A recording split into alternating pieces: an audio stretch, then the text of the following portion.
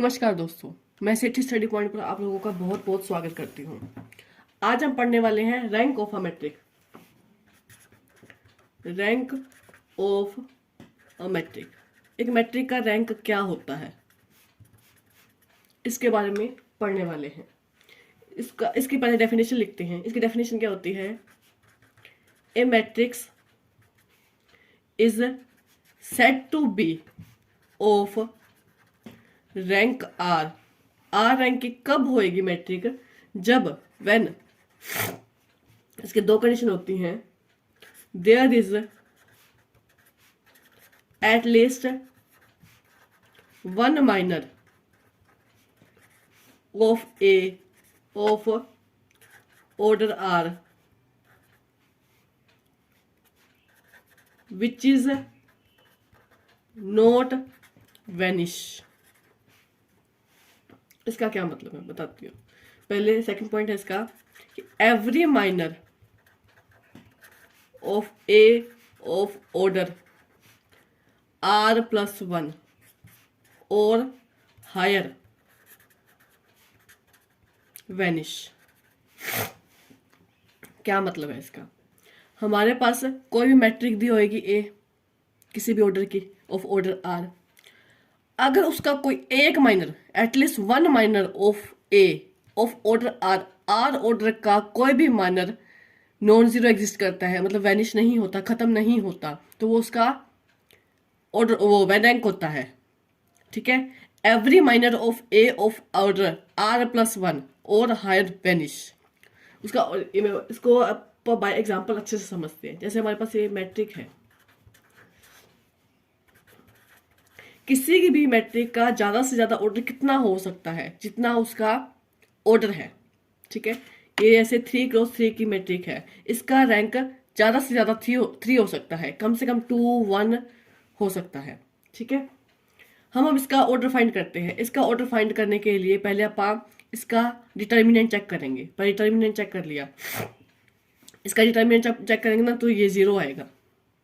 ठीक है, चाहे उसको आप एक्सपेंड करके देख सकते हैं, चाहे इस पे आप अगर ऑपरेशंस लगाएंगे तब भी हो जाएगा। इसमें से इसको माइनस करो और इसको इसमें से माइनस करो, 3 की 2 रोज बन जाएगी। जैसे मैं करके दिखाई देती हूँ। R2 में से R1 माइनस कर लो और R3 में से R2 माइनस कर दो। इसको इसमें से माइनस करेंगे तो ये आ जाएगा 3 इसको इसमें से माइनस कर देंगे तो ये भी आ जाएगा 3 दो सेम रोज हो जाएं तो इसका डिटर्मिनेंट क्या होता है? 0। तो इसका रैंक 3 नहीं आएगा। जितने ऑर्डर का मैट्रिक है उतने अगर ऑर्डर डिटर्मिनेंट 0 हो जाए या उतने ऑर्डर का आप इसको माइनर भी बोल सकते हैं। इसका 3 ऑर्डर का जो माइनर है वो क्या हो गया? वैनिश हो गया। तो इसका ये रैंक 3 नहीं हो सकता। अब इसमें आप 2x2 की मैट्रिक देखेंगे। 2x2 की कोई भी मैट्रिक ढूंढ सकते हैं इसमें, कोई भी जो ऐसे अपना मन करे। चाहे तो आप इनको ले लो, चाहे इसको ले लो, चाहे इसको ले लो, चाहे इसको ले लो, चाहे इसको और इसको ले लो, कैसे भी आप 2x2 की इसकी जो सब मैट्रिक बना सकते हैं। तो मैं इसको ले रही हूँ। मैं इसका डिटर्मिनेंट चेक करती हूँ। 5 - 6 - 1 ये क्या है? Not equal to 0। तो आगे अपने को और भी कुछ भी चेक करने की जरूरत नहीं है। तो इसका रैंक क्या होएगा? 2 होएगा। ये इसको रिप्रेजेंट करने का तरीका है। डिनोट कैसे करते हैं रैंक को? रैंक को डिनोट करते हैं इससे, रो ए मैट्रिक का जो रैंक है इसको अपन इस तरह से लिखते हैं, रैंक ऑफ ए। तो इस मैट्रिक का रैंक क्या होगा? 2 होगा। अगर 2x2 का अगर 0 आ जाता, सपोज ये 0 आ जाता, तब आप इसमें से, क्योंकि इसकी 2x2 की मैट्रिक्स बहुत सारी बन सकते हैं, तो आप एक दो बारी और ट्राई करेंगे इस किसी से ये शायद 0 बन जाए। इधर से चेक करके देख लेंगे, इधर से चेक करके देख लेंगे। जब अपन ने सारी पॉसिबिलिटीज करके देख ली तब आप बोलेंगे कि मेरे सारी जीरोस आ गई, तब फिर आप इसको रैंक कहेंगे इसका 2 नहीं है। फिर आप 1, इसका कम से कम 1/1 तो बनेगा ही बनेगा, स्मॉलेस्ट मैट्रिक तो बनेगी ही बनेगी जो कि नॉन जीरो होगी। तो इसका कम से कम, सबसे कम एक हो सकता है इसका रैंक, 0 नहीं हो सकता। किसी भी नॉन जीरो मैट्रिक का रैंक 0 कभी नहीं हो सकता। ठीक है, अब आप वापस डेफिनेशन पे आते हैं। इसकी डेफिनेशन थोड़ी सी समझ कम ही आती है, फिर भी आप ट्राई करते हैं इसको। There is at least one minor of A of order r, कोई ना कोई एक माइनर होगा ऑर्डर आर का, विच इज नॉट वैनिश, जो खत्म नहीं होगा। जैसे कि 3x3 था, ये खुद तो वैनिश हो गया, पर इसमें से कोई ना कोई एक माइनर निकला ऑर्डर आर यानी कि ऑर्डर 2 का, जो कि वैनिश नहीं हुआ। ठीक है, तो वही इसका क्या बन गया, ऑर्डर बन गया। सेकंड लाइन कहती है एवरी माइनर ऑफ ए, जो ए माइनर है ऑफ ऑर्डर R+1, जो R+1 ऑर्डर है मैट्रिक का, और हायर जितने भी है वो वैनिश हो जाएंगे। मतलब कि अब ये उल्टी बात बोल रहा है, पहले बोला था कि 0 होगा तो उसका रैंक ये बन जाएगा, अब बोलता है कि रैंक 2 है। अगर मैं किसी मैट्रिक का बोलती हूँ कि इसका रैंक 2 है, तो उससे पहले वो 3 वाला 0 होना चाहिए। मैं ऐसे 2 नहीं बोल सकती जब तक मैं 3 वाले को चेक नहीं करती। आर ऑर्डर तभी, इसको तभी ही बोला जाएगा जब इसके ऊपर वाला 3 ऑर्डर 4 ऑर्डर वो सारे 0 होंगे, तभी इसको ऊपर 2 बोलेंगे। ठीक है जी, इसलिए पहले मैंने डेफिनेशन लिखी, एग्जाम्पल करने के बाद ही मैं दोबारा इसको एक्सप्लेन किया, क्योंकि बाद में ही समझ आती है आप लोगों को। नेक्स्ट है इसका, अब वापस करते हैं जितने भी मैट्रिक्स की, कोई भी मैट्रिक है, इसकी जितने भी नॉन जीरो रो होती हैं, नॉन जीरो रो ऑफ, जैसे अपर ट्रायंगुलर मैट्रिक है या लोअर ट्रायंगुलर मैट्रिक है, इसकी जितनी भी नॉन जीरो रो होती है उतना ही उसका रैंक होता है। ठीक है, उतना ही उसका रैंक होता है मैट्रिक का। इसके बाद अब हमने बताया कि रैंक को आप किससे डिनोट करते हैं, रैंक ऑफ ए से डिनोट करते हैं। अब आप कुछ इसकी प्रॉपर्टीज करते हैं। हमने बहुत सारी मैट्रिक्स पढ़ी हैं, उन पर बहुत कुछ अप्लाई वगैरह किया। आप देखते हैं किस मैट्रिक पे कितना फर्क पड़ता है। आगे आप करते हैं मैट्रिक्स। अब बात करते हैं एलिमेंट्री ट्रांसफॉर्मेशन की। ट्रांसफॉर्मेशन यानी कि ऑपरेशंस लगाए हैं हमने। जैसे ये मैट्रिक थी, इसका ऑर्डर 3x3 है, इस पे मैंने ऑपरेशंस लगाई। ये मैट्रिक्स का चाहे आप डिटर्मिनेंट निकाल के देख लेते, इसका डिटर्मिनेंट 0 आएगा, और जो मैंने इस पे ऑपरेशंस लगा दिए इसका भी तो डिटर्मिनेंट 0 आया है। अगर इसका रैंक जितना है उतना ही इसका है, यानी कि जितनी मर्जी ट्रांसफॉर्मेशंस कर दो, रो ऐड कर दो, कॉलम चेंज कर दो, कुछ भी कर दो, उसके रैंक पर कोई फर्क नहीं पड़ता। जो ओरिजिनल में स्टार्टिंग में अपन वैल्यूज ली थी, जो उसका रैंक होता है उसी का वही रैंक ट्रांसफॉर्मेशन के बाद वाली मैट्रिक का भी होता है। तो इसको अपन कैसे लिखेंगे, लिखना चाहोगे तो एलिमेंट्री ट्रांसफॉर्मेशन, एटी का मतलब है elementary transformation do not change the rank of matrix. Elementary transformation से रैंक चेंज नहीं होता, ये हमेशा सेम रहता है। इसके अलावा जो ट्रांसपोज होता है, रैंक ऑफ ए है चाहे ट्रांसपोज किया हुआ मैट्रिक है, इनका भी सेम, इनका सेम होता है। ठीक है, उसके बाद प्रोडक्ट करते हैं, जब आप ए बी के प्रोडक्ट करते हैं, रैंक में ए बी की जब प्रोडक्ट करते हैं, इसका रैंक हमेशा ही लेस देन और इक्वल होता है जो इन दोनों में से मिनिमम होता है। जो इन दोनों में से मिनिमम होगा वही रैंक होगा ए बी का। ठीक है जी, इसके बाद अब बात करते हैं,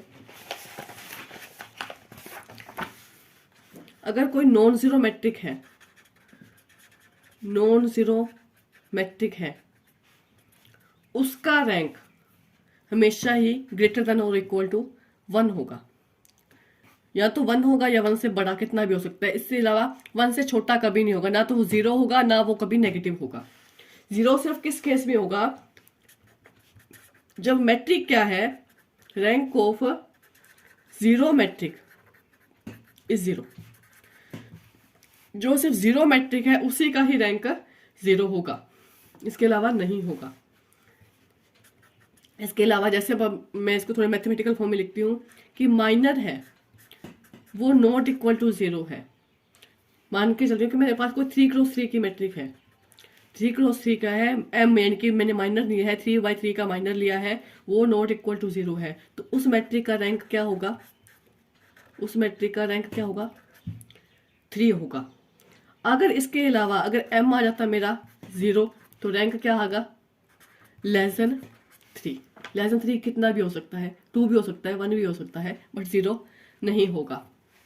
ठीक है जी, ये था रैंक के बारे में। अब रैंक की थोड़ी सी और प्रॉपर्टीज की ओर बढ़ते हैं। Rank of non singular matric,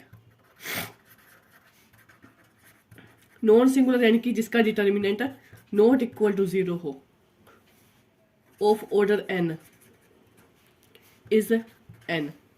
कोई एन ऑर्डर की मैट्रिक है जो कि नॉन सिंगुलर है, उसका भी उसका रैंक क्या होगा, एन ही होगा।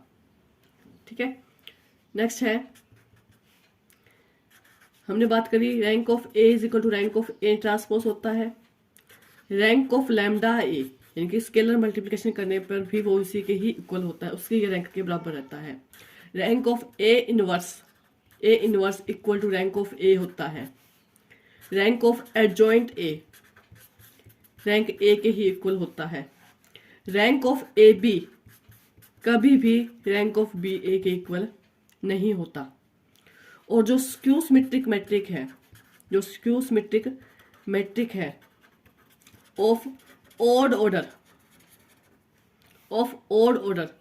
has rank less than its order, कहता है उसके ऑर्डर से हमेशा कम होएगा। जैसे 3x3 की कोई स्क्यू सिमेट्रिक मैट्रिक है, उसका रैंक कभी भी 3 नहीं होगा, उसका रैंक 3 से कम होगा। क्यों? क्योंकि हमने एक प्रॉपर्टी और भी पढ़ी हुई है कि स्क्यू सिमेट्रिक मैट्रिक है, skew symmetric matric have odd order is always zero. Determinant of skew symmetric metric have odd order is zero. जो स्क्यू सिमेट्रिक मैट्रिक का डिटर्मिनेंट होता है जिसका ऑड ऑर्डर हो वो हमेशा जीरो होता है, तो इसलिए ऑड ऑर्डर वाली स्क्यू सिमेट्रिक मैट्रिक का रैंक भी हमेशा उससे कम होगा। ठीक है जी। इसके बाद है अपने पास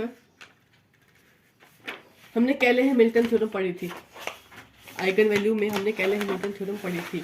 तो उसमें क्या होगा, जैसे हमने ये चीज पढ़ी थी जो कैरेक्टरिस्टिक इक्वेशन होती है हमारी a माइनस लैम्डा आई, इसका रैंक क्या होता है, कोई जो इसकी कैरेक्टरिस्टिक इक्वेशन है रैंक, इसको आप बोलते हैं जो कैरेक्टरिस्टिक इक्वेशन को हो जो इसका हायर ऑर्डर होती है,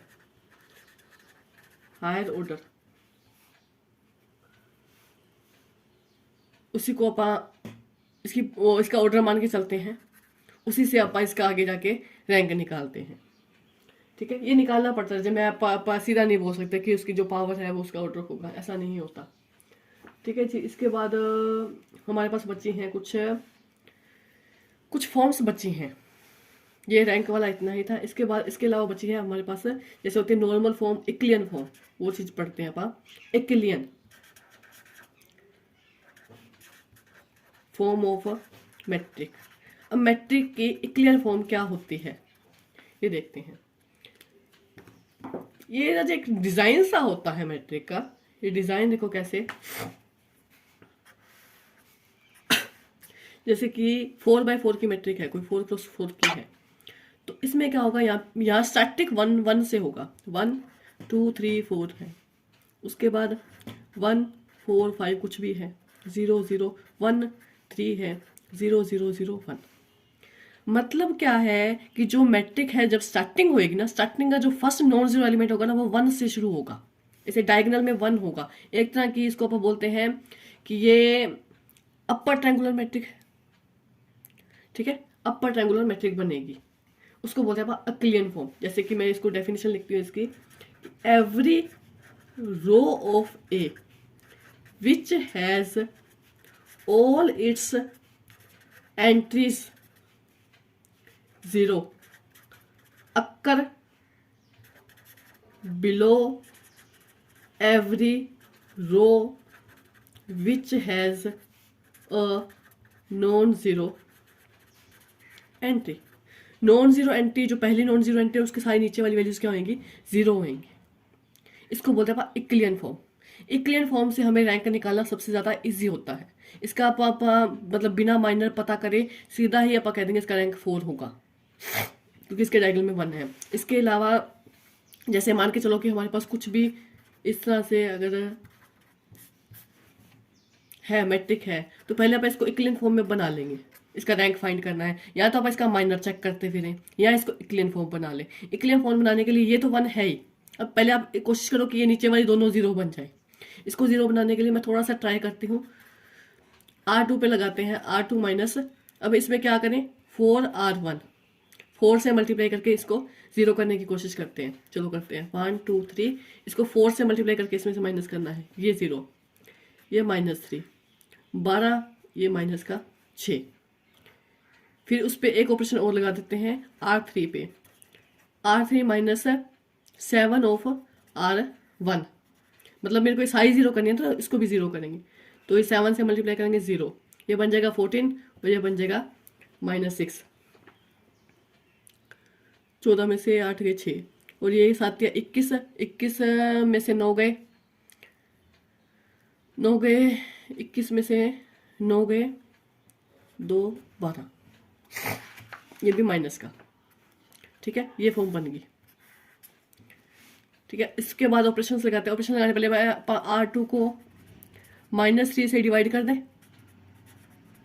और R3 को -6 से डिवाइड कर दें इजी करने के लिए। तो ये बन जाएगा 1 2 3 0 1 2 0 1 2। वैसे तो अपने को दिख रहा है कि ये इसका डिटर्मिनेंट 0 बनेगा, फिर भी आप चलो इसकी इक्विवेलेंट फॉर्म बनाते हैं। इसको अब इसमें से माइनस कर दें। R3 पे अप्लाई कर दिया, R3 माइनस R2, 0 1 0 2 0 0 0। अब ये इक्विवेलेंट फॉर्म बन गई। ये देखो, ये इसका 1 बन गया, या तो यहाँ पे 1 बनता है या फिर ये 0 बन गया। तो ये होती है इक्विवेलेंट फॉर्म। अब इसका रैंक कितना बोल सकता है, पर इसका रैंक ऑफ ए मैट्रिक कितना हो गया इसका, ये तो 0 ही होगी, तो इसको तो काउंट ही नहीं करेंगे। नॉन जीरो रो लेते हैं। नॉन जीरो रो कितनी है, 2 है। ठीक है, तो इसका रैंक कितना आ गया, 2। तो हमने पहले भी निकाला था, इसी मैट्रिक का निकाला, रैंक क्या होता है, 2 होता है। ये थी हमारी इक्विवेलेंट फॉर्म। अब आप चलते हैं इसको नॉर्मल फॉर्म में। मैं इसी को ही कंटिन्यू करूंगी, नॉर्मल फॉर्म।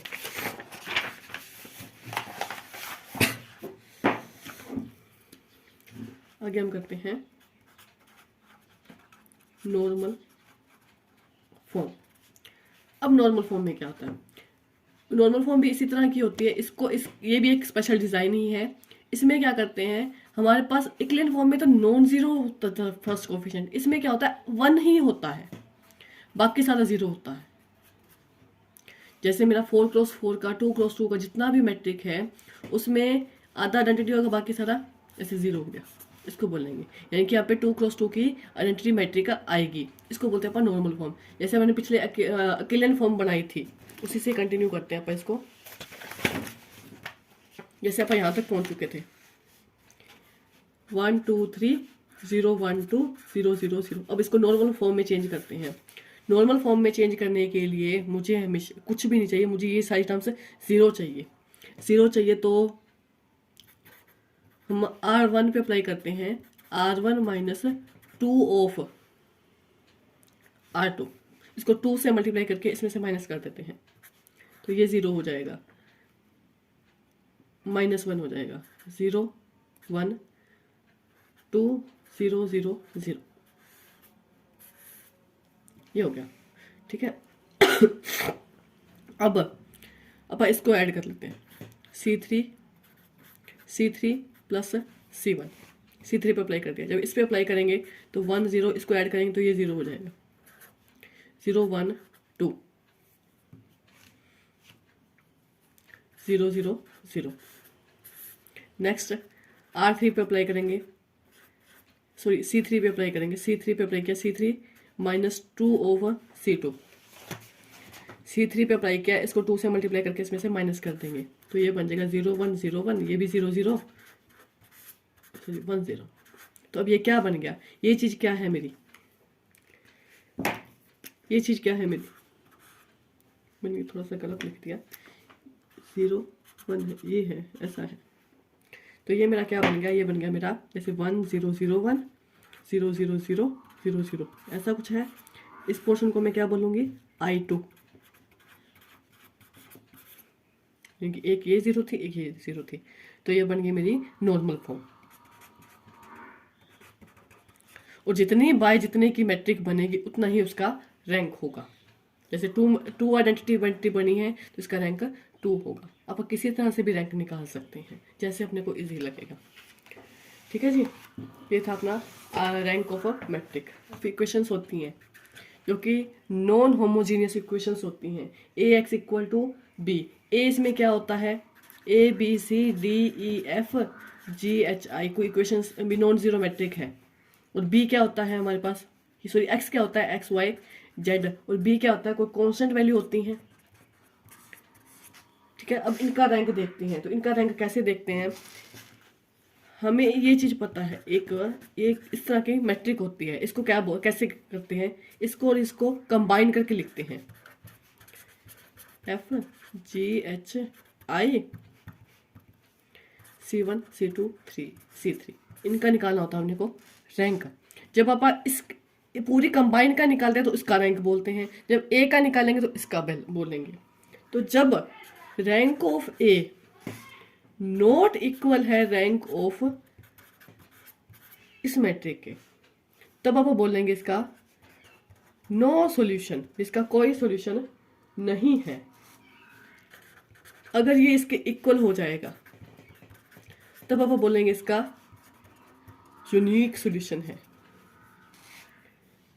रैंक ये इसके इक्वल है और ये क्या है, जितने बाय जितने की मैट्रिक है उतने बाय उतने का ही रैंक आया है, तब आप बोलेंगे उसका यूनिक सॉल्यूशन है।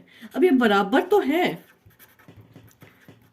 बराबर तो है, ये इक्वल टू तो है, बट ये लेस देन n है, n से कम है। ठीक है, इसके n के इक्वल नहीं है, इससे कम है, तब आप बोलते हैं इसका इनफाइनाइट सॉल्यूशन। ये इंपॉर्टेंट चीज है, ये ऐसे सीधा ऐसे ही पेपर में आता है रिजल्ट। ठीक है, ये बहुत बहुत इंपॉर्टेंट चीज है, इस पे आप मार्क कर लेना, इंपॉर्टेंट। ठीक है जी, अगर आपको वीडियो पसंद आई हो तो प्लीज लाइक, शेयर और सब्सक्राइब करें।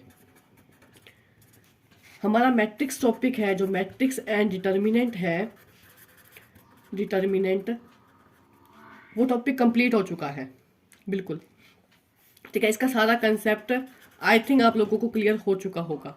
अगर फिर भी आपको कोई डाउट है तो प्लीज आप कमेंट कीजिए, आपके सारे डाउट्स क्लियर किए जाएंगे। मैं स्पेशल आपके डाउट्स पे वीडियोस बना दूंगी।